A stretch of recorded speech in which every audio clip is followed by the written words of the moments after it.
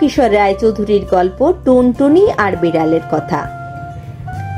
গৃহস্থের ঘরের পিছনে বেগুন গাছ আছে। সেই বেগুন গাছের পাতা ঠোঁট দিয়ে সেলাই করে টুনটুনি পাখিটি তার বাসা বেঁধেছে। বাসার ভিতরে 3টি ছোট্ট ছোট্ট ছানা হয়েছে, খুব ছোট্ট ছানা। তারা উঠতে পারে না, চোখও মেলতে পারে না, খালি হাঁ করে আর চি চি করে।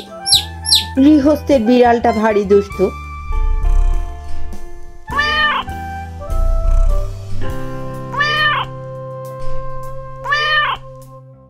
সে খালি ভাবে টুনটুনির ছানা খাবো।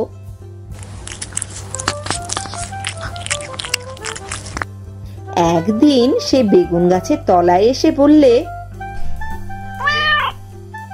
কি করছিস লা টুনটুনি? টুনটুনি তার মাথা হেঁট করে বেগুন গাছের ডালে ঠেকিয়ে বললে, প্রণাম হই মহারানী। তাতে বিড়ালিনী ভারী খুশি হয়ে চলে গেল।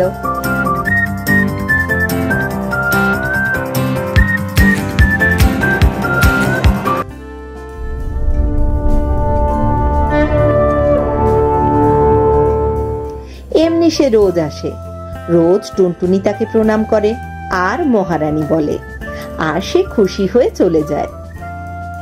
এখন টুনটুনির ছানাগুলি বড় হয়েছে, তাদের সুন্দর পাখা হয়েছে, আর তারা চোখ বুজে থাকে না। তা দেখে টুনটুনি তাদের বললে, বাছা, তোরা উঠতে পারবি? ছানারা বললে, হ্যাঁ মা, পারবো। টুনটুনি বললে, তবে দেখ তো দেখি ওই তাল গাছটার ডালে গিয়ে বসতে পারিস কিনা। ছানারা তখনই উড়ে গিয়ে তাল গাছের ডালে বসলো। তা দেখে টুনটুনি হেসে বললে,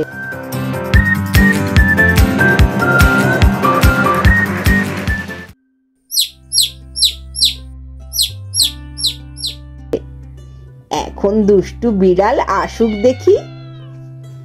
খানিক বাদে বিড়াল এসে বললে, কি করছিস লা টুনটুনি?